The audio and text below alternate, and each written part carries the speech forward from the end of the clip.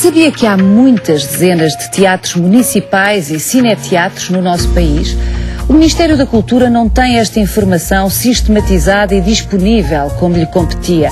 Mas nós, o Câmara Clara, fomos tentar saber quantos são e como estão a ser usados os teatros construídos com dinheiros públicos.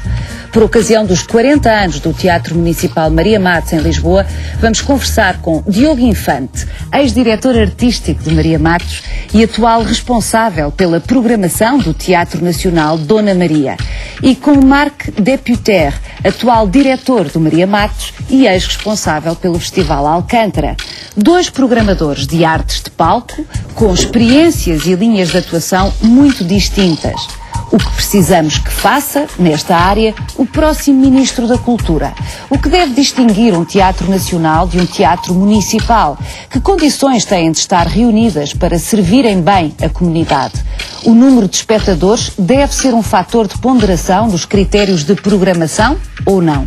Diogo Infante e Marc Deputer vão responder a estas e a outras questões e dizer-nos por que razão devemos estar atentos aos espetáculos que programaram para nós no Dona Maria e no Maria Matos. Mas temos mais espetáculos importantes a acontecerem um pouco por todo o país, livros, claro, muitos livros novos, música e Raul Solnado. Raul Solnado faria amanhã, dia 19 de outubro, 80 anos. E nós vamos lembrar aqui um dos mais amados atores portugueses.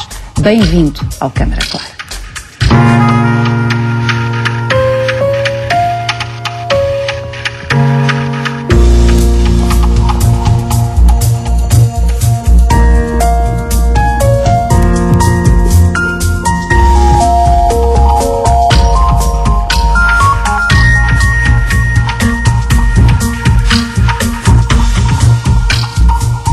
O Teatro Municipal Maria Matos, em Lisboa, conheceu durante 2 anos grandes sucessos de público sob a direção de Diogo Infante, que programou diversos espetáculos a partir de textos norte-americanos contemporâneos, tendo o próprio Maria Matos produzido parte desses espetáculos.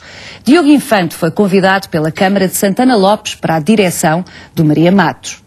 Marc Deputer, convidado pela Câmara de António Costa, assumiu há 5 meses, mais ou menos, 5 meses, a direção artística do Maria Matos, e os objetivos que assume agora são diferentes dos da direção de Diogo Infante.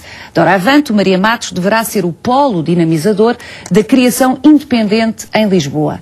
Esta alteração de rumo no projeto do Maria Matos, consubstanciada nos diferentes perfis destes programadores, é o último episódio de uma atribulada história de 40 anos.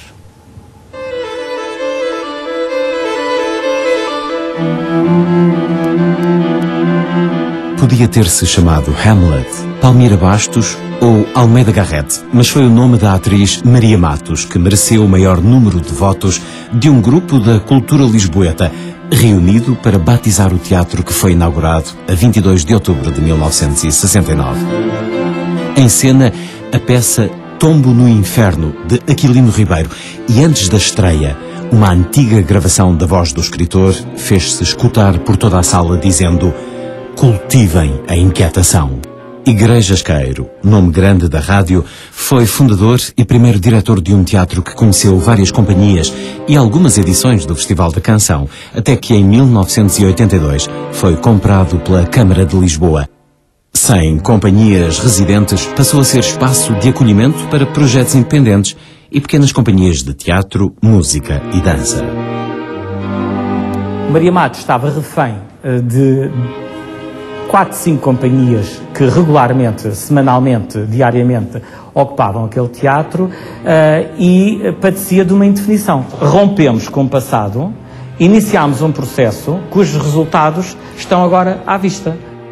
Sem autonomia financeira, sem autonomia de gestão, sem direções artísticas autónomas, só com gestores de equipamentos muito subordinados às regras da hierarquia municipal e dos financiamentos e das normas dos departamentos, os teatros nunca poderão funcionar com programação própria.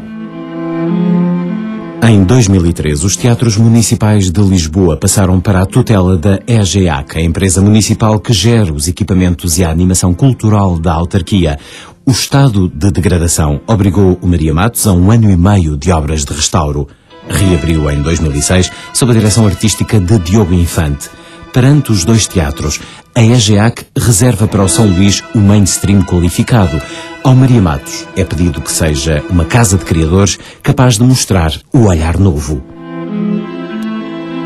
Há toda uma geração de criadores que, de alguma forma, carecia de entrar nos circuitos nacionais de apresentação e de programação, em termos oficiais, se quiser, e, portanto, o Maria Matos, creio que na cidade de Lisboa, vem preencher essa lacuna importante. O São Luís programa num espectro bastante mais alargado, mesmo em termos das várias linguagens que apresenta. Em 2008, Diogo Infante demite-se da direção do Teatro Maria Matos, invocando constrangimentos orçamentais. Marc de Putter, durante anos responsável pelo Festival Alcântara, é o atual diretor. Para esta temporada, conta com um orçamento de 550 mil euros e um desafio de sempre: tentar que as suas propostas cheguem efetivamente ao destinatário, que são os públicos potenciais. E, portanto, no fundo, isso é, de facto, um esforço que tem que ser um esforço contínuo e cada vez mais complexo. Porque nenhum diretor artístico fica satisfeito se o seu teatro não tiver mediatização, se não tiver visibilidade, se não tiver notoriedade e se não tiver pessoas a quererem lá ir. O Teatro Maria Matos faz 40 anos e a frase de Aquilino Ribeiro, que se ouviu na primeira noite, continua a ecoar na sala: é preciso cultivar a inquietação. No dia 22 de outubro, a próxima quinta-feira, o Teatro Maria Matos abre as suas portas a todos, gratuitamente, para a festa dos seus 40 anos. Boa noite aos dois. Estivemos aqui a ver como está a atenção um teatro que é de nós todos, mas é particularmente vosso. Mas Marc agora é o diretor artístico do Teatro Maria Matos. Conte-nos o que é que está a preparar para esta festa. Como é só um dia, vai ser um evento que estamos a preparar especificamente para aquele dia, 22 de outubro. E a ideia das pessoas que convidei para criar este evento, que é Miguel Pereira, depois de 40 anos, passaram por lá imensas companhias de teatro, muitos atores, muitos encenadores, mas também passou por lá imensa gente, público, e a ideia da festa é pôr o público central. E o Miguel convidou uma... O público é o protagonista, é isso? O público vai ser o protagonista da noite. E o Miguel convidou um hipnotizador e ele vai, com o público, criar um espetáculo imaginário. Esse é o desafio. E vamos ter um bolo e champanhe e vamos cantar. E está toda a gente convidada, Eu ainda me lembro, Diogo Infante, há uns anos atrás, outra inauguração, não era o festejo de um aniversário, mas era a inauguração depois das obras a que o Luís Caetano aludiu na peça do Maria Matos, quando o Diogo assumiu. Estava. Foi juntar-me à festa, como faço tensões de ir agora no dia 22, e lembro-me bem da excitação que foi a abertura das portas do Maria Matos, depois de 1 ano e meio de obras intensas. Era uma excitação também à época. Foi um processo muito intenso, muito comovente, sobretudo porque tive a possibilidade, juntamente com uma equipa, de participar ativamente na definição de algumas das opções que vieram a determinar critérios até arquitetónicos e de decoração daquilo que é o Maria Matos hoje em dia, sobretudo numa perspectiva de utilização e de conforto não só para os criadores, mas também para o público. E, portanto, estávamos muito esse é um dos problemas, não é? Muitas vezes os agentes especializados na área não são chamados a pronunciar-se sobre as intervenções arquitetónicas e as necessidades técnicas deste espaço. Tem sido um grande problema, porque construiu-se imensos teatros nos últimos 10 anos e há imensas queixas de pessoas que agora têm que trabalhar nestes teatros e encontram situações que são às vezes caricatas, que não têm nada a ver com... Gastou-se dinheiro mal gasto. Sim, pois é. Sente-se confortável com o teatro que o Diogo ajudou a desenhar? O teatro está ótimo, bem equipado, sim. É um bom equipamento neste momento. Portanto, é o que prova que realmente é da maior importância ter alguém da área a pronunciar sobre o assunto. Nós já vamos... deter-nos mais aprofundadamente sobre o que se passa neste universo dos teatros municipais por todo o país. Mas, antes de mais, quero que o Marco nos diga porque é que devemos, nos próximos tempos, para sempre, evidentemente, mas ir ao Teatro Maria Matos, o que é que tem de especial preparado para nós? Nos próximos tempos vai ser um momento para os amantes da música contemporânea, porque o Teatro Maria Matos, então, agora na nova programação, tem uma programação multidisciplinar, não só teatro, mas também dança, outras formas de artes performativas e música contemporânea. E vamos ter... portugueses, estrangeiros? Sim, vamos ter os dois. Para já, queria dizer que convidei um programador para criar este programa, Pedro Santos, porque acho que é mesmo importante ter um profissional a fazer este trabalho. Eu próprio não sou assim um grande conhecedor.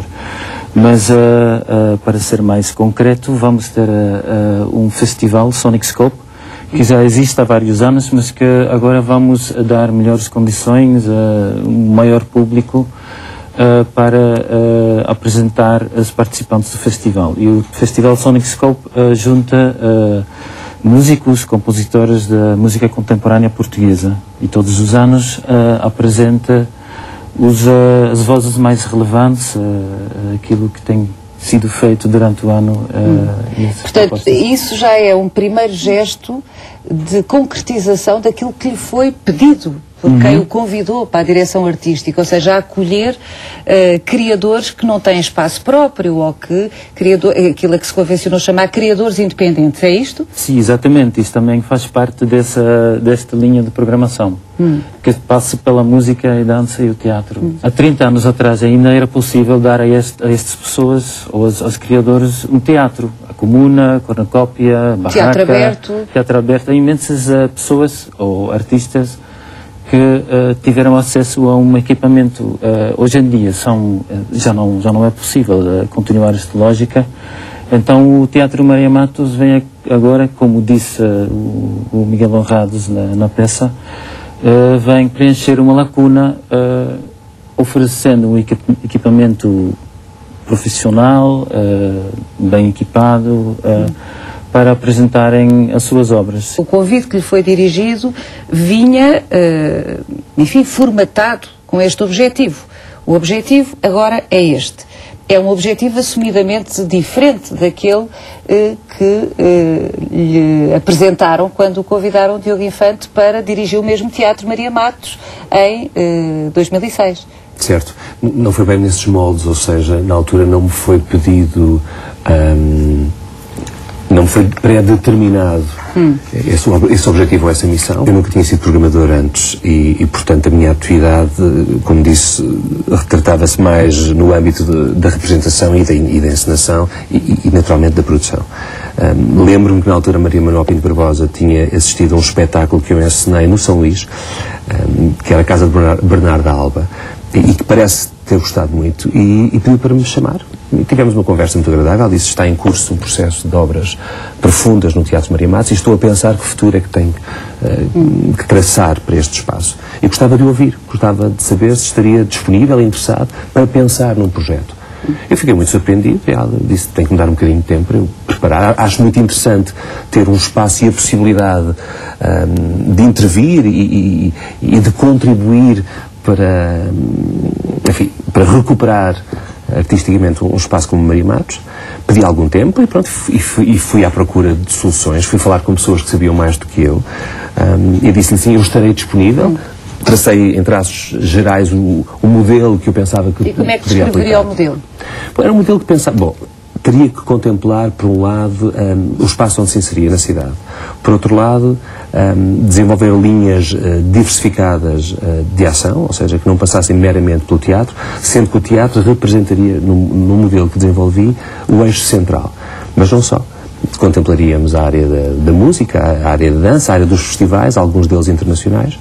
Desenvolveríamos aquilo que entendemos chamar um projeto educativo, que é conhecido pela ideia de serviço educativo, e desenvolvemos uma série de ações que visavam aproximar a comunidade, os munícipes, ao seu teatro. E de facto, lembro-me, por exemplo, desculpe interrompê-lo, do caso da Dúvida, por exemplo, tem presente sei que teve que voltar à cena, porque tinham feito primeiro uma programação...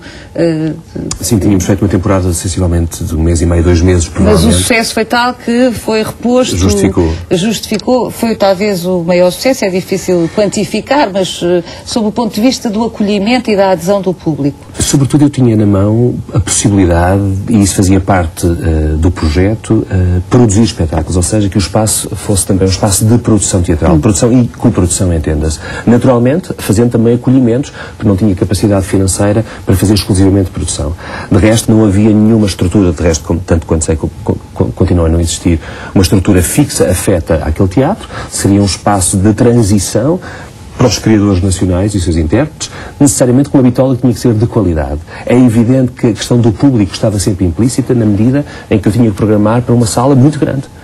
E portanto isso era algo que eu tinha em consideração. E o Diogo assumiu, em algumas entrevistas que deu com toda a clareza, que sentia a obrigação de tentar captar o maior número de pessoas, que fossem espetáculos com uma capacidade de captação abrangente de público. Portanto, aceitaria a expressão um teatro mais convencional?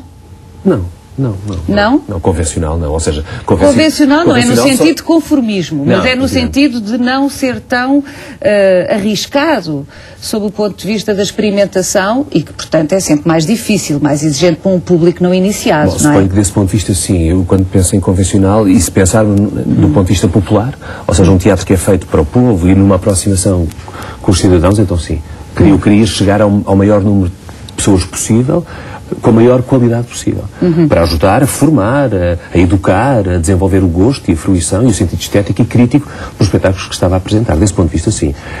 É evidente que fiz algumas incursões no campo da contemporaneidade, tivemos alguns projetos que desse ponto de vista não resultaram tão bem e, portanto, cabia-me a mim ter o cuidado de os enquadrar por períodos mais curtos de tempo, ou enquadrados em festivais ou outro tipo de dinâmicas que não os expusessem a uma situação ingrata de estar a representar para 30 ou 40 pessoas, mas reconhecendo sempre que esse é um espaço fundamental. O espaço da contemporaneidade permite garantir o desenvolvimento, a procura, a pesquisa, o risco que está implícito naquilo que nós fazemos. Isso é fundamental. Marc Deputer, o que é que vai acontecer a este público que durante 2 anos o Diogo Infante esteve a construir no Maria Matos?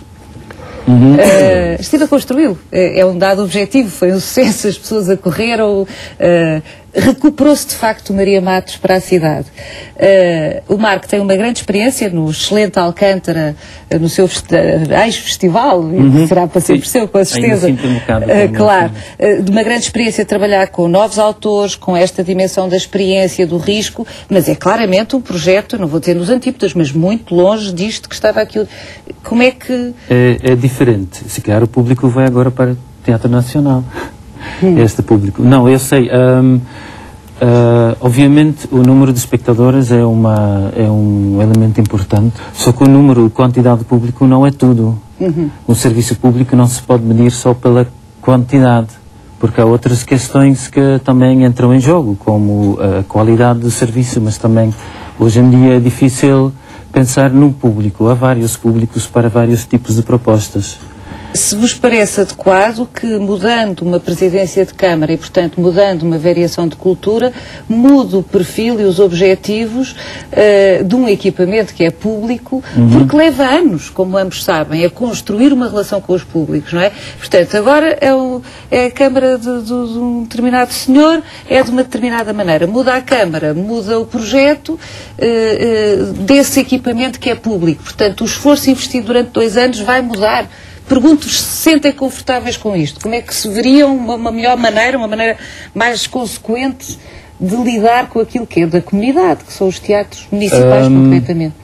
Eu acho que, de facto, é consequente. Acho que é muito importante que o poder político, a variação da cultura, neste caso, porque estamos a falar em teatro municipal, decide o que fazer com os seus equipamentos culturais e os teatros são equipamentos culturais de grande importância, de grande visibilidade e com um imenso potencial. Então acho que é mesmo muito importante que quando se cede a direção de um teatro, quando se convida alguém para ser diretor de um equipamento, que isto acontece com certas expectativas, porque também é só assim que se pode medir depois se objetivos são alcançados, se uma missão é realizada ou não.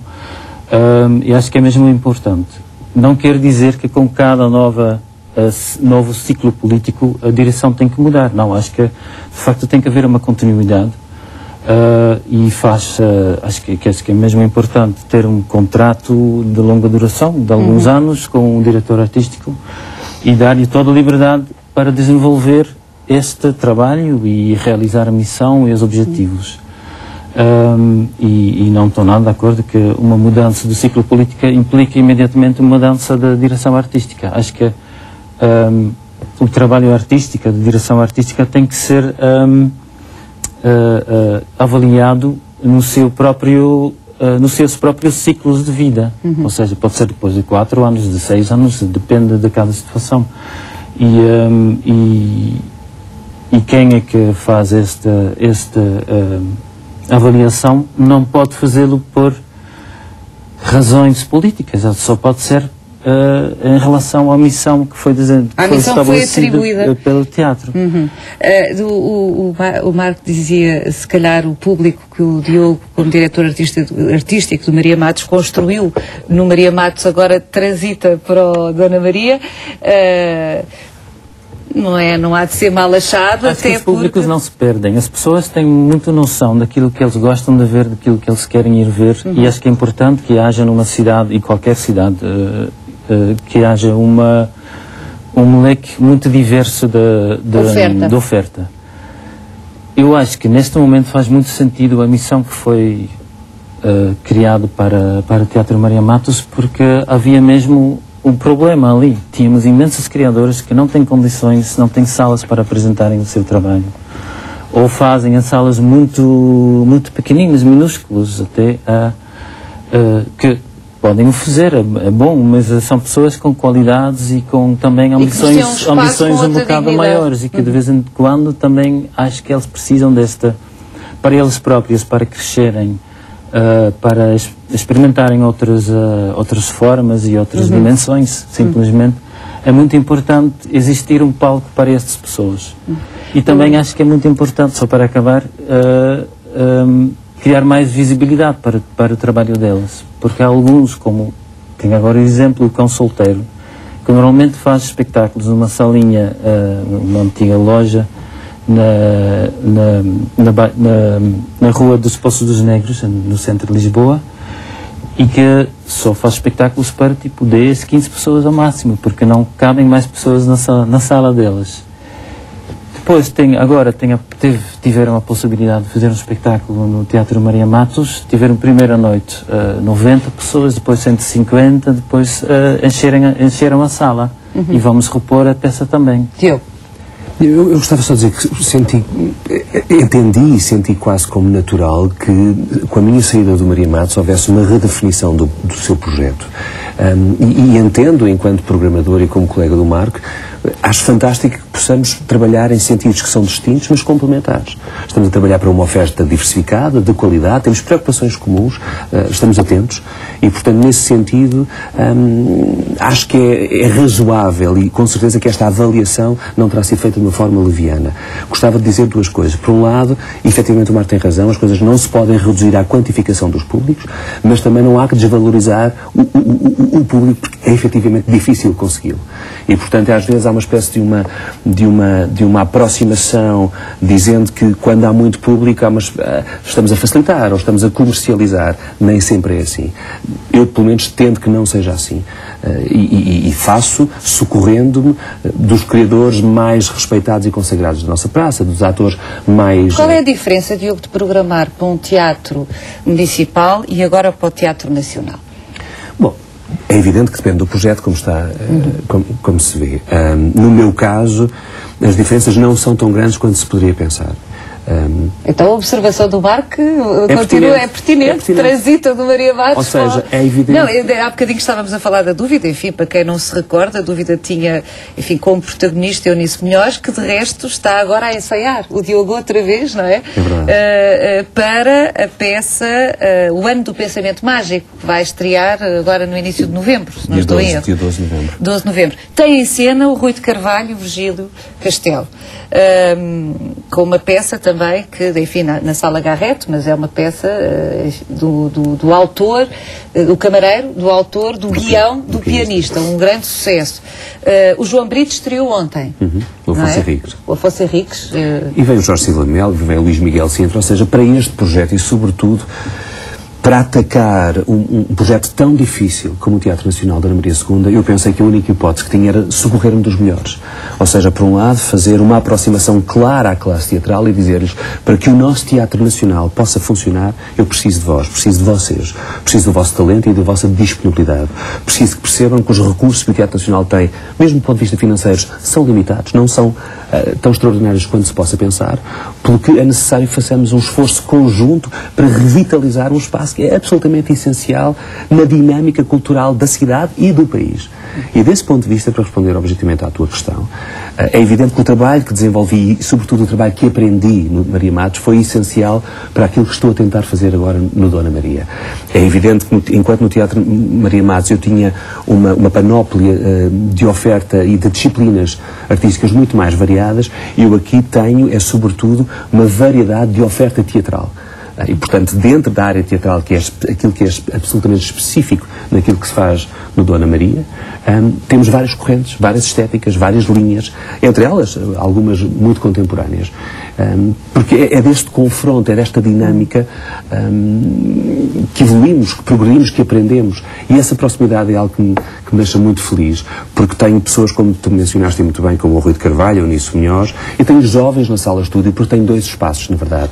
O Teatro Nacional da Ana Maria congrega dois teatros, um grande clássico, muito mais convencional, e um espaço, uma sala de estúdio, uma black box, que permite um outro tipo de abordagem de maior risco, de maior contemporaneidade.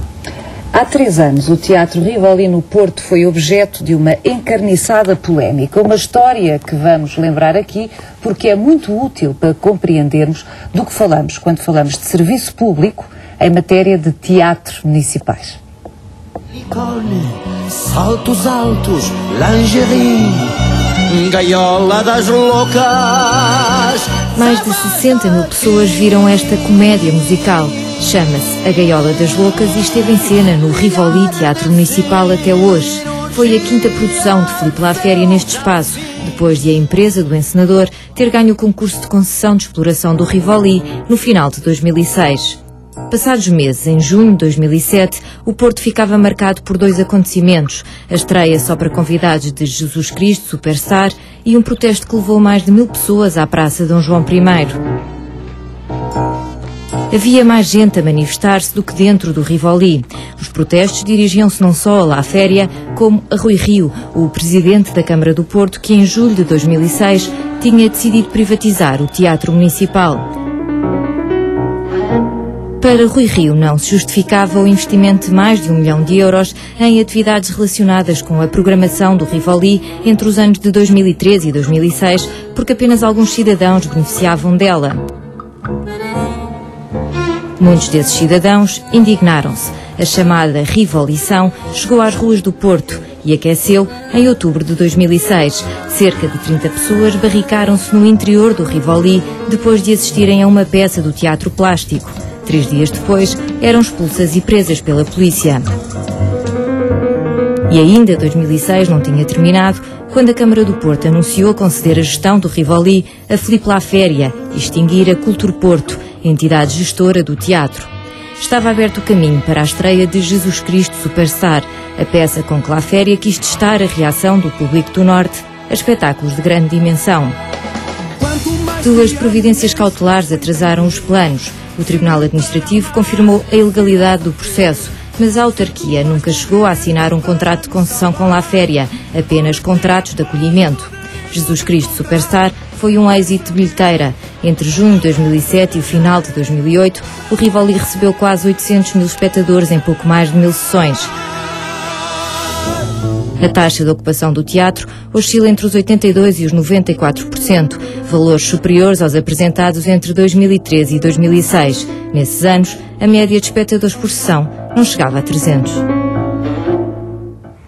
Isabel Alves Costa, que morreu inesperadamente há 2 meses, foi a diretora artística do Rivoli entre 1993 e 2006. Sob a sua direção, o Rivoli assumiu a missão de ajudar ao desenvolvimento da classe artística local, acolhendo os trabalhos de muitos grupos de teatro e de dança sem espaço próprio. Rivoli 1989-2006, o livro que Isabel Alves Costa lançou este ano, conta grande parte dessa história. Esta história do Rivoli foi chamada à coação aqui, como eu disse no início da peça, porque é de alguma forma um bom caso para analisarmos aquilo que já foi aqui enunciado sobre o que é serviço público quando se fala de teatro. E eu começo pelo Marco, porque pergunto-lhe se não acha que há também um preconceito, aliás o Diogo já aludiu a isso en passant, um preconceito em sentido inverso. Há claramente um preconceito do Rui Rio, não há números suficientes de espectadores, portanto isto é muito caro, é para fechar, mas pergunto-lhe se também não existe um preconceito em sentido inverso. O espetáculo popular, e é aquilo, e não pretende ser outra coisa, de grande público, é quase uma ofensa à inteligência. Pergunto. Eu não acho, em princípio, não é necessariamente assim. Há espetáculos fantásticos e filmes e pintores, artistas que de facto têm um público muito grande e que não são menos interessantes por causa disso. O caso do Rivoli, de um lado tem que dizer, sim, se quer ser consequente com aquilo que disse anteriormente, que de facto a Câmara Municipal do Porto tem o direito democrático, porque foram eleitos para isso, de definir o que querem fazer com os equipamentos culturais. E se eles decidem que este equipamento cultural tem que ser uma casa de musicals, de facto é legítimo do ponto de vista democrático, político, não é? É uma política cultural, podes gostar ou não.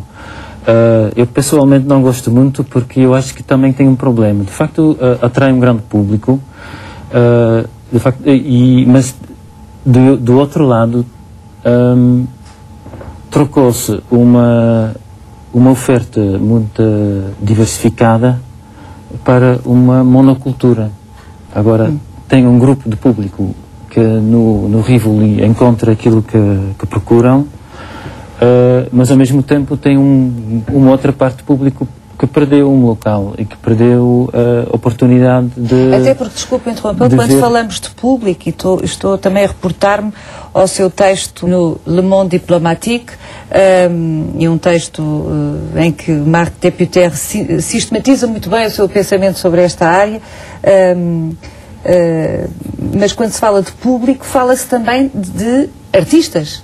Ou seja, quando se fala de público ou de usufrutuários dos teatros, não estamos só a falar dos espectadores, estamos também a falar da comunidade artística e dos agentes culturais. São todos usufrutuários, não é? Desse espaço, uns de uma maneira, outros de outra, não é? E não deixa de ser curioso que agora o Teatro Municipal do Porto está a servir um produtor lisboeta. Isso é um argumento um bocadinho bairrista. Esse argumento ainda não me tinha ocorrido. Monocultura. Sim. Diogo. Eu por acaso até gosto de musicais. Nós sabemos. Produziu Independentemente disso, devo confessar que me senti um pouco ultrajado, enquanto cidadão, com a decisão do Rui Rio relativamente ao Rivoli, porque eu senti que eles estavam a demitir, a Câmara Municipal do Porto estava a demitir-se dessa função de que falávamos há pouco, que é a função de cumprir serviço público. E serviço público para mim significa promover atividades que promovam o bem-estar, o entendimento, a fruição de oferta cultural diversificada, e onde a lógica do lucro não deve intervir. O que não representa ou não significa dizer forçosamente que nós não devamos ser responsabilizados pela maximização dos recursos que temos ao nosso dispor. E, portanto, temos que prestar contas em função dos projetos que definimos naturalmente. Mas o projeto do La Féria, com todas as suas virtudes e os seus defeitos, é um projeto assumidamente comercial com essa vertente. Ele tem feito um trabalho que ocupa um espaço que é fundamental e, portanto, não convém ignorá-lo. Ele é um espaço fundamental. Há muita gente que só foi ao teatro ver o trabalho do Filipe La Féria, e esse espaço existe, e ainda bem que alguém faz, e ainda bem que existe um teatro de mainstream. Ótimo. Nós é-nos permitido, e ainda bem que existe um teatro de mainstream. Ótimo. Nós é-nos permitido trabalhar noutras margens, noutras franjas da atividade cultural que tem necessariamente que ser apoiada e sustentada pelas autarquias, pelos municípios e pelos Estados. Porque não tem viabilidade económica. Não é suposto ter. Porque se não houver um apoio na saúde, se não houver um apoio em outras atividades essenciais, para a nossa vida da educação, não é? Nós pagaríamos fortunas para aquilo que deve ser um... Bem, a ópera estaria extinta há séculos. Mas todos os teatros teriam que, ou quase todos os teatros teriam que fechar. É por isso que existe é uma função do Estado, não é? É democratizar o acesso à cultura. Eu gostava só de dizer a este respeito algo que me perturba e que ainda há pouco tempo tivemos a oportunidade no Dona Maria de promover um debate sobre aquilo que vos vou falar e que tem a ver com a alfabetização cultural não só dos políticos, nomeadamente aqueles que são responsáveis pelas áreas culturais, mas também a necessidade de aproximar a atividade do Ministério da Cultura ao Ministério da Educação. Ou seja, para que possamos resolver estas questões que estamos aqui a falar de uma forma mais sustentada, é fundamental que a arte, em geral, passe a fazer parte dos nossos currículos escolares de uma forma quase natural. É esperado que os miúdos aprendam a fazer contas e aprendam a ler e saibam um pouco de história. Mas não é esperado que saibam utilizar a sua imaginação, a sua criatividade, os seus dons naturais. Não significa necessariamente que a formação artística resulta em artistas, mas fará de nós necessariamente pessoas mais completas. Claro. Matemáticos mais felizes, médicos mais em contacto com as suas emoções. Não sei. O que eu sinto é que se nós não conseguirmos, através da educação, criar essa premissa, esse estímulo, será muito difícil. E independentemente dos serviços educativos que todos os teatros e cada vez mais as instituições culturais andam a desenvolver, elas não se conseguem substituir ao papel que o Estado tem e deve desenvolver de raiz. Nós andamos a fazer operações de charme junto dos formadores, dos professores, a tentar trazê-los, falamos com eles, ouvimos as suas necessidades. Mas é evidente que continuamos sempre a falar para um universo relativamente reduzido quando comparado com aquilo que é a população portuguesa. E, portanto, para que isto possa efetivamente mudar de uma forma mais consequente, ela tem que ser melhor pensada. E, portanto, eu espero que o próximo Ministro da Cultura integre algumas destas linhas de que estou aqui a falar e possa fazer uma aproximação a outros ministérios. Só assim é que será possível que o nosso trabalho seja mais eficaz. É ingrato o trabalho que o Marco está a desenvolver, porque a maior parte das pessoas não tem sequer uma predisposição para poder receber e acolher muitas destas propostas que exigem alguma maturidade artística. Outras serão mais acessíveis. Mas, efetivamente, para que isso possa acontecer, tem que ser algo melhor pensado. O Diogo há pouco estava a dizer, Marco, que quando programou para o Maria Matos tinha a preocupação de deixar menos tempo em cartaz os espetáculos mais exigentes, porque sabia que naturalmente iam ter menos público, porque lá está, as pessoas não são iniciadas numa determinada disciplina, não estão habituadas a ver teatro, não são alfabetizadas ou, na fruição deste tipo de objetos, portanto, naturalmente, têm mais dificuldades em acompanhar um espetáculo que já exige outro tipo de preparação do público. Como é que vai gerir isto? É difícil, não é? Nós também temos temporadas mais curtas, porque não tem só a ver com formas mais complicadas ou mais difíceis de entender ou qualquer coisa. Também tem muito a ver com nomes que são conhecidos. As pessoas vão facilmente atrás de grandes nomes e Jesus Christ Superstar e... Bom, e funciona facilmente. Aliás, o António Pinto Ribeiro sempre dizia, quando estava à frente da Culturgest, nada mais fácil do que encher uma sala. É só escolher as coisas que toda a gente conhece e vai encher facilmente. Não, o que também é importante é introduzir novos nomes e novas maneiras de fazer trabalho e de criar peças, novas propostas, porque até Pina Bausch começou alguma vez numa sala provavelmente com 30 pessoas. Claro. Ian Teresa Kirchmacher, Ian Fabre, a grande. Mas a pergunta que eu te fazia, Marco, é: vai tentar gerir... Necessariamente tem que ser, não é? Porque também não quer uma sala sempre vazia, Maria não é? Matos com 20 ou 30 Claro. pessoas. Então na programação que estou a desenvolver neste momento, não faz sentido fazer carreiras de 2, 3 meses. Não faz mesmo sentido porque não há público. Um dos graves problemas da administração pública portuguesa é a sua incompetência em matéria de inventariação e classificação das realidades nacionais. É extraordinário, mas ninguém no Ministério da Cultura soube dizer-nos quantos teatros municipais e cineteatros existem no país. Valham-nos as iniciativas de cidadãos empenhados como João Aides, o diretor artístico do Teatro Virgínia, Torres Novas. Todos têm direito à educação e à cultura, prevê a nossa Constituição, e os teatros municipais têm uma missão a cumprir nesta matéria. Foi no final dos anos 90 que isso se tornou claro, quando o Ministério da Cultura criou uma rede nacional de recintos culturais e, no âmbito do Programa Operacional de Cultura, foram recuperados e construídos vários espaços de norte a sul do país. Até 2006 foram comparticipados por fundos europeus 14 recintos. Entre eles contam-se alguns teatros municipais, como os de Bragança, Vila do Conde, Vila Real ou Faro. Mas afinal, quantos espaços destes existem hoje em Portugal? Penso que teremos, sem incluirmos a capital, entre 40 a 50 bons espaços com projetos regulares, com uma programação regular, variada, de qualidade artística, etc. Falta esta classificação em Portugal, de percebermos, em primeiro, quais é que são os vários patamares destes espaços relativamente às suas características técnicas, à sua dimensão, aos espaços anexos que envolvem todos um teatro, uma sala de exposições, um restaurante, um parque de estacionamento. Portanto, não há esta noção da própria dimensão do espaço, da sua classificação. Não há. Nem o próprio Ministério a tem. E o que realmente é até preocupante, para às vezes percebermos, em termos de região, como é que as populações e a comunidade está servida de determinados equipamentos culturais ou não. Porque um teatro municipal não é um edifício vazio. Para funcionar precisa de público, ou seja, precisa de um projeto artístico que o aproxime das populações. Eu penso que praticamente em todas as capitais tem feito um trabalho muito regular, com uma programação interessante e que tem tido os seus públicos. Tem que se perceber quais são os projetos das autarquias. Quando isso é uma aposta, eu penso que os projetos acompanham isso e têm sido fundamentais. Nos casos em que o poder local aposta na cultura, entre 50% a 60% do funcionamento de um teatro é pago pela autarquia. E assim surge outra das questões que sempre se coloca quando se fala de teatros municipais. Para que é que serve um teatro? E como é que se mede a sua influência, a sua ação, aquilo que contribui para a população? É demagógico pensarmos que essas coisas se traduzem na receita da bilheteira.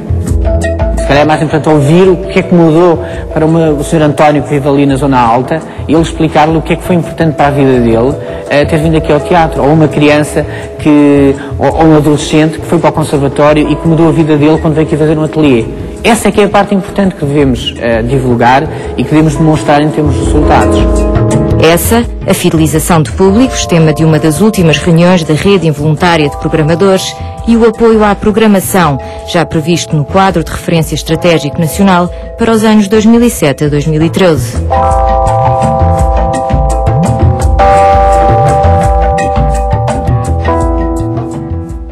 Teremos cerca de 50 teatros municipais e cineteatros no país. É um cálculo aproximado, porque aparentemente ninguém os contou, ou ninguém os classificou, ninguém trabalhou esta informação. Deem-me exemplos bons. O João Aides dizia há cerca de 40, 50 fora os de Lisboa, portanto serão cerca de 50 por todo o país. Serão. A dificuldade em mencionar alguns é que podemos correr riscos a outros de parte e eles podem ficar ofendidos. Mas há efetivamente belíssimos exemplos de uma boa gestão dos teatros municipais. Estou a pensar Guimarães, estou a pensar o Centro Cultural de Vila Flor, estou a pensar em Famalicão, Vila Real, Viseu, não sei. Mais. O próprio teatro de João Aides, em Torres Novas, o Teatro Municipal da Guarda, também no Sul há uns teatros que estão a fazer um bom trabalho com o novo teatro em Portimão. Portanto, mas a sensação que se tem, corrijam-me, é que isto é tudo muito casuístico. Portanto, varia em função da Câmara, novamente. Não há propriamente... Eu pergunto, vem aí um novo Ministro da Cultura. É evidente que os teatros municipais, enfim, dependem, como o nome indica, das autarquias. Mas haveria alguma coisa que o Ministro da Cultura podia fazer para o novo? Bom, eu acho que antes de o Ministro poder atuar, eu acho que era preciso salvaguardar a autonomia dos diretores artísticos destes centros de que falamos. Como dizia o Miguel Abreu no início desta conversa, sem autonomia... Porque senão torna-se muito complicado estar a desenvolver um projeto se houver uma intervenção regular ou direta na atividade e na programação que estamos a desenvolver de um político ou de um vereador, porque entende que agora devia fazer a festinha de não sei quantos, ou seja, desvirtua em absoluto. E depois é preciso naturalmente dotar estes espaços de capacidade financeira que lhes permita corresponder às expectativas, às deles, às nossas, às da população. E nesse sentido, o Ministério da Cultura poderia ter uma participação mais ativa, mais significativa na dotação destes espaços. Isso sim. Portanto, basicamente, Diogo, o Ministério da Cultura devia dar mais dinheiro. Sim. Mas demitir-se de intervir e garantir que enfim, ou pelo menos tentar disciplinar um bocadinho as hostes dos políticos, dizendo não intervenham, deleguem em profissionais e não se metam no assunto. Mas o dinheiro pode vir com uma série de regras, não é? Certo. Do bom funcionamento, da boa gestão. Exatamente, também da independência do projeto artístico em relação ao município, ao poder político. Como diz, acho que os políticos têm que definir uma política cultural para a sua cidade, onde também estão inseridos os teatros. O concurso, Marco, não acha que devia haver concurso? Eu acho que sim. Não é um bocadinho... Eu fui convidado pessoalmente, mas de facto eu acho que... Não, foi convidado pessoalmente, o Diogo foi convidado pessoalmente e, ao que sei, têm sido todos convidados pessoalmente. Os diretores artísticos neste país. Não há concursos, não é? Talvez... Acho que deveria haver um caderno de encargos muito claro e depois um concurso para as pessoas... De ideias, de projetos, não é? Ou pessoas, ou associações, ou grupos de pessoas que podiam fazer uma candidatura em resposta a um caderno de encargos muito claro. E fazer uma proposta, mas depois tem que ter o período necessário para realizar este programa, e durante este período é preciso deixá-los em paz e deixá-los desenvolver o seu trabalho. Acho mesmo o mínimo necessário. Acha que era um acréscimo na transparência e na democracia em Portugal? Acho que podia ser interessante e, sobretudo, encararmos estes teatros como empresas culturais, ou seja, que pudessem ter uma maior grau de eficácia. É evidente que não podemos esquecer que elas são culturais, mesmo sendo empresas. E às vezes nós estamos obrigados a determinado tipo de procedimentos e lógicas que não se compadecem com a especificidade da nossa atividade. E isso carece de algum reenquadramento. Eu volto à questão inicial, tem que haver uma alfabetização dos políticos. Ou seja, eles têm de perceber de que é que se fala, de que é que se trata. Não, efetivamente. Ou seja, não estou a falar especificamente de ninguém, seria indicado da minha parte, mas sinto muitas vezes que não dominam a realidade de que é que estamos a falar. E é evidente que tu, às vezes tens ministros da cultura que se calhar vão muito pouco ao teatro ou que não têm esse hábito e, portanto, terão alguma dificuldade em entender de que é que estamos a tratar ou a falar quando se colocam algumas questões em cima da mesa. Estas que partilhei contigo. Na oferta musical, por estes dias, destacam-se 2 concertos, porque nem só de teatro, aliás, o Marco Deputer começou por dizer que a primeira fase da programação pós 40 anos no Maria Matos é música. A Casa da Música, precisamente no Porto, acolhe Matias Garne, o barítono mundialmente aclamado, para um recital em que é acompanhado pelo Remix Ensemble na interpretação de obras de Schubert, Schoenberg e Webern. A direção musical é de Peter Randall. José Mário Branco, Sérgio Godinho e Fausto Bordal Dias juntam-se pela primeira vez no mesmo palco para uma série de concertos que promete. 22 e 23 de outubro, próximas quinta e sexta-feiras no Campo Pequeno, em Lisboa, e 31 de outubro e 1 de novembro no Coliseu do Porto. De norte a sul do país, ilhas incluídas. Há gente a trabalhar muito e bem nas artes de palco, como Diogo Infante e Marco Deputer nos têm dito ao longo desta conversa. Se vier ao sítio do Câmara Clara, encontra as nossas sugestões. De viva voz, chame-lhe a atenção para Figuração Especial, um espetáculo com texto, encenação e interpretação de Marco António Del Carlo, sobre um homem que se barrica e faz reféns na sede de uma grande seguradora, na Avenida da Liberdade, em Lisboa, uma coprodução do Centro Cultural da Malaposta, patente em Olival Basto. Este espetáculo tem, uma curiosidade refrescante, o apoio da PSP e da equipa de negociadores do Grupo de Operações Especiais. A companhia Circulando apresenta Mansarda, um espetáculo a partir da ideia de casa, com as surpreendentes soluções cenográficas a que os Circulando já nos habituaram. Mansarda está no Teatro Carlos Alberto, no Porto, amanhã e depois, e segue para uma digressão que inclui o CCB em Lisboa no final da próxima semana. Wanted é um divertido western que se constrói em teatro físico e na experimentação de objetos. O Chapitão, em Lisboa, acolhe esta peça dos Comédia à la carte, que tem encenação de John Mowat. Não sei se tem sugestões para nós, eu sei que tem. Marco. Sim, uma sugestão fora de Lisboa. Sim. É o Festival Y, que é um festival no interior que acontece na Covilhã, Fundão, Guarda e Torres Novas. E já vai na sua 7ª edição, e de facto acho que é um exemplo muito interessante de como é importante não pensar que as pessoas fora de Lisboa são menos inteligentes do que os lisboetas, ou seja, que com um trabalho contínuo e de qualidade, e em que se continua a insistir com certas propostas, que também no interior as pessoas estão aptos e têm todo o interesse em ver espetáculos chamados mais difíceis. E este festival tem no programa, por exemplo, criadores como... Às vezes até há mais disponibilidade fora dos grandes centros para fazer esse trabalho de fundo, não é? E acho que a ideia de continuidade de um investimento que é sério, que é feito ao longo dos anos, acho que sempre paga, sempre resulta. Sempre rende. Sim, pois. Havia mais algum que quisesse Não, só queria dizer que, pronto, tenho no programa nas próximas semanas, porque o festival já está a decorrer, tem criadoras como Patrícia Portela, João Paulo dos Santos, que trabalha no Circo Novo, a Mala Voadora, que também é uma companhia aqui de Lisboa, que é conhecida pelas suas experiências interessantes. Bom, acho que de facto é um festival que nós vale a vamos pena. pôr aqui o site para que possam consultar e a programação e ver os espetáculos que ainda podem apanhar. Diogo. Eu recomendo um espetáculo que fui ver a semana passada e que me deixou absolutamente encantado. É uma companhia absolutamente incontornável da nossa praça, e é a Cornucópia. Fui ver a Efigénia de Tauros do Gota e o Luís Miguel e a Beatriz Batarda são notáveis, é muito comovente, o espetáculo é muito bonito, é de uma simplicidade difícil, porque é tão essencial, é tão absolutamente namus. O cenário da Cristina Reis é lindíssimo como sempre, minimalista, mas de um bom gosto, e portanto saí de lá, estava mesmo comovido. Era por isso que gostamos do teatro. É verdade. É isso.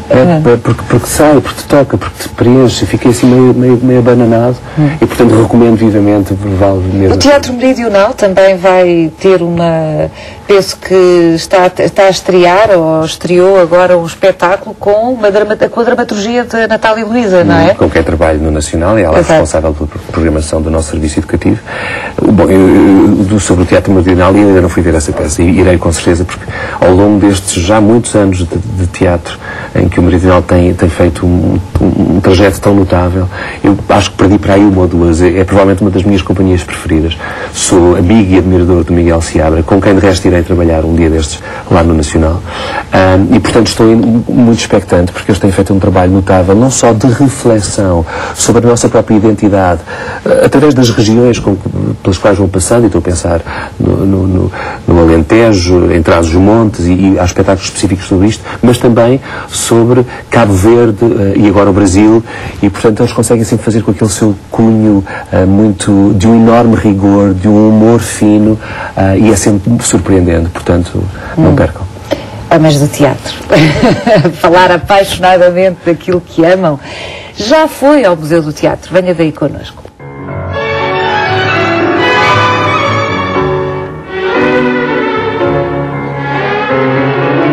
As peças deste museu são de teatro. E porque o teatro é o escaparate de todas as artes, aqui se convida à descoberta de trajes e cenários, esculturas e fotografias, manuscritos, adereços, música. O que depois de cair o pano. Viajarem pelo interior do espetáculo, pelo interior do teatro, por aquilo que muitas vezes não veem quando vão, mesmo aqueles que vão ao teatro com frequência, que não veem, que não se vê. A receber o visitante, solene no convite, está a cadeira de Almeida Garrett, o fundador do moderno teatro português. Pelo peso simbólico que tem, pela forma como ela está aqui, que liga com tudo o resto, o Garrett é de facto o pai do nosso teatro. Todo o museu é um palco de vidas em cena e de imaginário, um arquivo das artes do espetáculo e do trabalho de grandes criadores. Os trajes desenhados, construídos e concebidos pelo Almada Negreiro também passou pelo teatro como ator, como cenógrafo, como encenador, como figurinista. A única vez que a pequena contaminação que a Paula Henriques teve com as artes de espetáculo foi um balé para a Fundação Gulbenkian, para o Instituto Ballet Gulbenkian, e que desenhou os trajes e que são muito bonitos e que estão cá, desenhados por ela. O Museu Nacional do Teatro abriu portas em 1985 no Palácio do Monteiro Mor, ao Lumiar. As quase 300 mil peças permitem-lhe uma exposição permanentemente renovada. É um lugar de estudo e divulgação, para além de recolher e preservar a memória física de tantos que marcaram a dramaturgia portuguesa. Desde o século XIX, um espólio muito importante do Eduardo Brazão, que foi daqueles que constituiu inicialmente a coleção do museu. Depois, passando pelo espólio, pelo acervo todo da Companhia Regular Solos Monteiro. O museu tem um espólio muito importante da Amália, está sempre um fato dela exposto, porque faz todo sentido. O espólio do Mário Viegas foi dado ainda em vida, uma parte substancial foi dada ainda em vida pelo Mário e depois completado pela família após o seu falecimento. Essa corrente de doações não para. Espólios de atores que ainda estão ou estavam recentemente vivos, como o caso do Bolsonaro, de companhias como os Artistas Unidos, o Grupo 4. O Museu do Teatro é o lugar físico de uma arte do efêmero, na esperança de que entre os visitantes de cada dia se ganhe um espectador de teatro.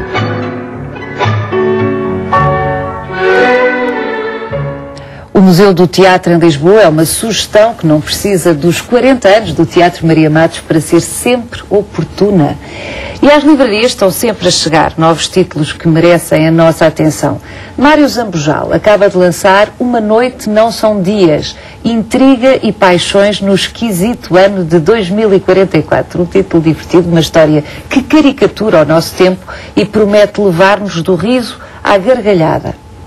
Longe de qualquer intenção humorística, Invisível é o último romance de Paul Auster. Já está traduzido em português e disponível aí para si. Bem, a propósito da nossa conversa, hoje aqui, Teatro Moderno de Lisboa, 1961-1965, um marco na história do teatro português. É uma obra de Tito Lívio, com a colaboração de Carmen Dolores, apresentado no Teatro Nacional Dona Maria. Este livro chegou há um mês, mais ou menos, às livrarias, embora tenha sido apresentado há menos tempo, publicamente, no Dona Maria, no Teatro Nacional Dona Maria. Diogo, fazem-se imensos lançamentos de livros no Dona Maria, o que é refrescante. E é normal, que assim seja, sobretudo quando são edições sobre o teatro, ou sobre pessoas que por lá passaram, ou grupos que tiveram um papel muito ativo e muito importante na história recente do teatro português. E vocês têm uma livraria? Temos uma livraria, que é de resto uma das mais completas sobre teatro em Portugal, que eu recomendo a todos aqueles que queiram visitar, e temos neste momento uma coleção de peças editadas e traduzidas das peças que temos levado à cena. Marc, eu trouxe um livrinho que foi escrito já há 8 anos atrás sobre a história do Teatro Maria Matos. E é bastante interessante. Chama-se 32, porque na altura o teatro tinha 32 anos. Se calhar fazemos um novo quando faz 50 anos ou qualquer coisa. Mas dá assim pronto, conta a história toda do teatro e é bastante interessante. É engraçado quando se chega a uma casa e enfim, uma casa nova, imagino que há vontade de saber os detalhes todos sobre quem lá passou, que vozes ecoaram nestas paredes, e no caso de um teatro isso deve ser mais intenso, não é? Esse desejo de conhecer o passado. Aí a melhor maneira não é ler, é ouvir as histórias dos fantasmas da Palmira. Mas isso é mais no Dona Maria. No Dona Maria que há muitas histórias de fantasmas, e no Maria Matos é uma coisa mais moderna. não é tão... Não tem tantas histórias. Não tem tantas histórias de fantasmas. Ao quinto álbum de Legendary Tigerman, abre o seu universo de homem solitário a duetos com um conjunto de mulheres muito especiais. O resultado chama-se Fémina.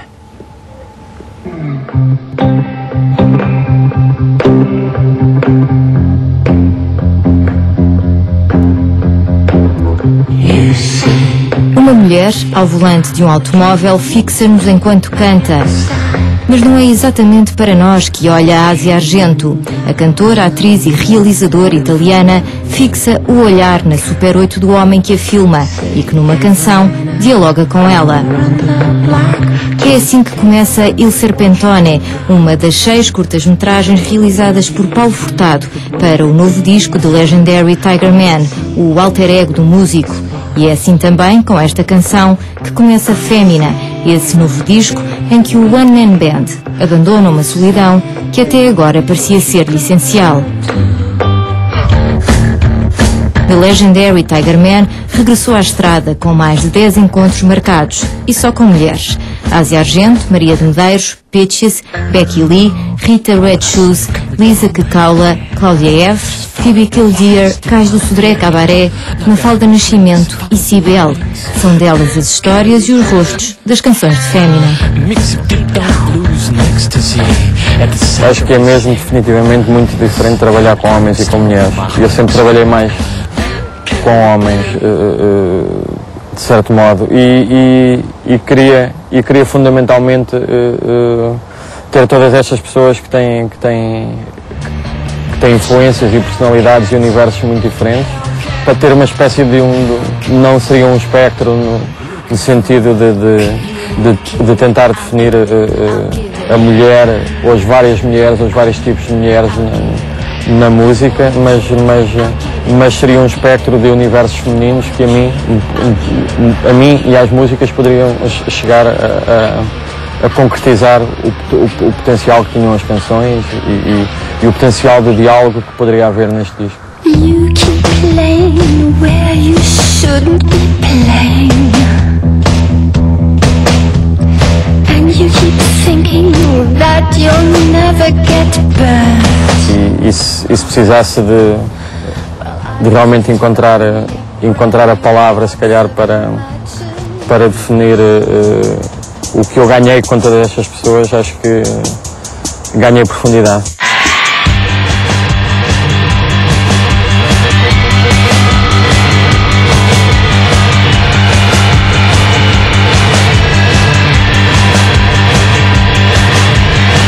Give me some red poison mixed with LSD.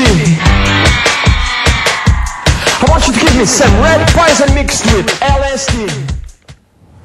O próximo concerto de The Legendary Tigerman é em Estarreja, sábado, dia 24 de outubro. Fémina está disponível em 2 formatos, na edição normal, em CD, e numa edição especial, que inclui um DVD, com as 6 curtas-metragens que Paulo Furtado realizou para as músicas deste álbum e de que mostramos algumas passagens nesta peça. Nós estamos mesmo a terminar esta conversa. Como é que diria que isto está? O aspecto que tem, geral, se é que é possível falar nestes termos, para lá das redes formais que se têm organizado, há de facto um trabalho em rede informal neste momento por todo o país? Sim, acho que estamos no início de um acontecimento de extrema importância para este país, com a construção de todos estes cineteatros e teatros municipais. Neste momento o país tem uma infraestrutura que possibilita um grande avanço em termos de desenvolvimento cultural e aprendizagem de hábitos culturais.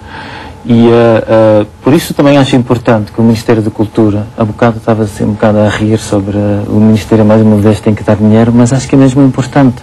Houve um investimento brutal em termos de infraestruturas e betão e construção, que é bom, que é necessário, mas agora toda esta infraestrutura tem que começar a funcionar. Então tem que haver também meios, não só para a construção, mas também para conteúdos, para o trabalho diário.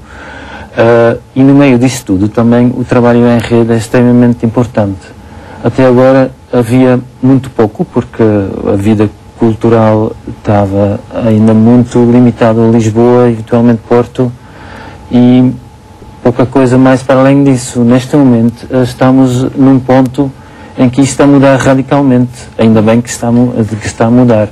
E nós todos, como profissionais, como programadores, encenadores, também temos um papel extremamente importante. O Teatro Nacional, obviamente, em termos de digressão, da apresentação do seu trabalho noutras cidades, obviamente tem um papel importante, mas também os teatros municipais, entre eles, vão precisar, e já estamos a fazer, de colaborar mais, de passar informação, fazer coisas em conjunto, organizar digressões, coproduções.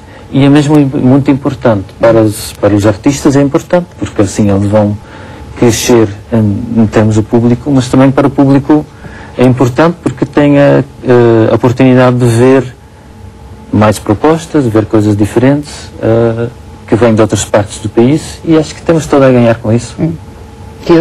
Eu subscrevo inteiramente. Enquanto Teatro Nacional há necessariamente uma aproximação do outro Teatro Nacional de São João, com o seu novo diretor Nuno Carinhas, e portanto há um atendimento muito próximo que nos vai permitir criar sinergias, estabelecer parcerias e coproduções. De resto, temos já uma parceria instituída. No mês de janeiro, São João vem a Lisboa e Lisboa vai ao Porto, e portanto trocamos espetáculos e trocamos experiências. Era uma coisa que não acontecia, sim, não é? Mas agora cada vez mais queremos levar isto mais longe, alargar, porque faz todo sentido, ou seja, é natural que as duas maiores cidades possam ter esta proximidade, mas não só contribuir para promover uma oferta que possa se estender, circular a todo o país e contribuindo para a descentralização, naturalmente. Não resisto a sublinhar aqui algo que já foi mencionado em passant.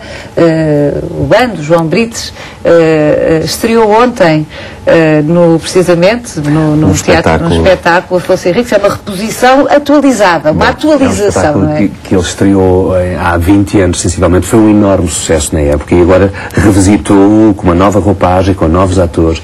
É um espetáculo absolutamente notável, muito divertido, para a família, não é apenas para a infância, e está em cena durante a semana para escolas e ao fim de semana para quem quiser vir. E eu recomendo, e é sobretudo a revisitação deste mito do nosso primeiro rei, de uma forma muito divertida. Mesmo a terminar esta emissão, em que, a propósito dos 40 anos do Teatro Maria Matos e em vésperas da tomada de posse do novo Ministro da Cultura, estivemos a falar de como otimizar o funcionamento e o serviço das muitas dezenas de teatros municipais do nosso país e também dos teatros nacionais. Digo-lhe que pode encontrar muito mais sugestões, livros, discos, espetáculos, exposições, filmes, concertos, conferências, em www.rtp.pt/Câmara Clara. No mesmo sítio pode ainda visionar todos os nossos programas no dia e à hora que mais lhe convierem. De viva voz, felicitamos Cláudia Varjão, cuja primeira curta-metragem foi há dias a vencedora do Festival Internacional de Lille, em França, onde concorreram dezenas de curtas de outros países europeus. Um Dia Frio é uma coprodução da RTP2 e da Fundação Gulbenkian.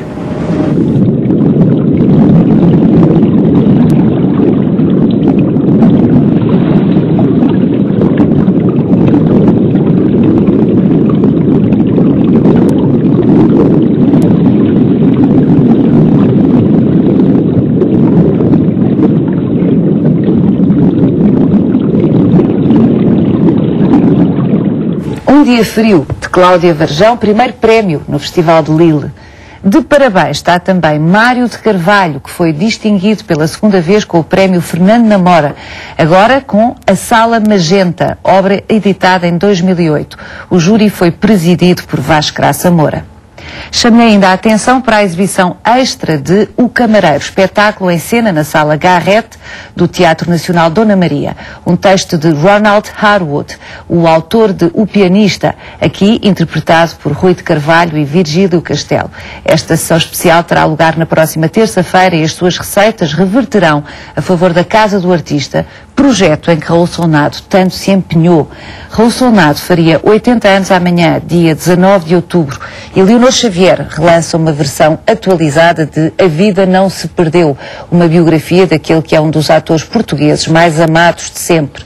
Revendo Raul Solnado num dos seus momentos antológicos, lembramos-nos sempre por que razão ele é tão amado. A guerra é uma coisa boa porque a gente mata e nunca vai preso. E diz a minha mãe, pois era, mas era preciso comprar-lhe um cavalo. E diz a minha tia, mas eles na guerra vão cavalos. E diz a minha mãe, pois, e o meu filho vai agora para a guerra montar num cavalo que os outros já montaram. Sei lá quem é que já montou naquele cavalo. Então vamos a uma feira de gado, mas só vendiam lá cavalos com as carroças e com as moscas. E a minha mãe disse, meu filho não vai agora para a guerra encher a guerra de moscas. O meu filho vai a pé, mas vai limpo. Então fomos para casa, a minha mãe preparou-me um lanche, umas papas de sarrabulho e uns pastéis de bacalhau, tomei um táxi e fui para a guerra. Cheguei à guerra às 7 da manhã, estava a guerra ainda fechada, estava uma senhora a vender castanhas à porta da guerra e eu perguntei, minha senhora, aqui é que é a guerra de 1908? E a senhora, não, aqui é a guerra de 1906, a guerra de 1908 é mais acima. Assim, muito agradecido. Lá fui andando, cheguei à guerra, já eram para aí 9 horas, estavam a abrir as portas onduladas da guerra e diz o sentinela, vens ao anúncio? Eu disse, venho, e matas depressa. Eu disse, eu por enquanto ainda só mato assim, preciso de treinos. Então vou-me ao capitão que me perguntou se eu trazia espingarda. Eu disse que não, porque pensava até que a ferramenta davam lá eles. Eu disse, eu trago é uma bala que um padrinho meu tinha de recordação da Guerra dos 100 anos. E diz o tenente, e como é que você mata só com uma bala? E disse, então, dispara a espingarda, depois vou lá correr buscar a bala. E diz o sargento, pois,